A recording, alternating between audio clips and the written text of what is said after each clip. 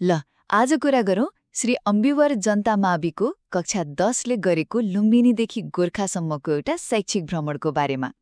अब सुन्दा त यो सामान्य भ्रमण जस्तो लाग्ला, तर यो त्यस्तो थिएन है।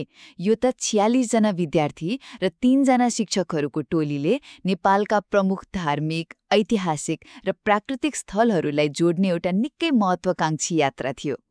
पहिलो कुरा के देखियो भने यस्तो लामो यात्रामा हैन योजना त चाहिन्छ नै, तर कहिलेकाहीँ सोचेको जस्तो हुँदैन।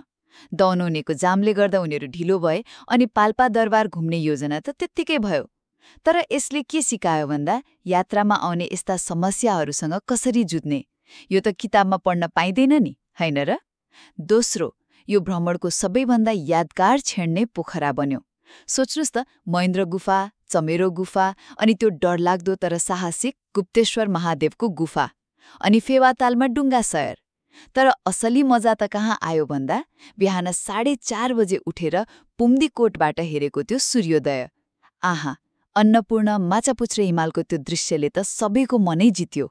अनि अन्त्यमा यो भ्रमणले किताबमा पढेका कुराहरूलाई जीवन्त बनाइदियो।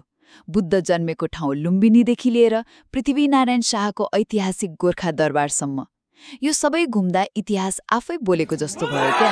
यो भनेको कक्षा कोठाको पढाइभन्दा धेरै माथिको अनुभव थियो। भन्नुको मतलब यो यात्रा विद्यार्थीहरूको लागि सिकाइ, साहस र जीवनभर नबिर्सिने यादहरूको एउटा सुन्दर प्याकेज नै बन्यो।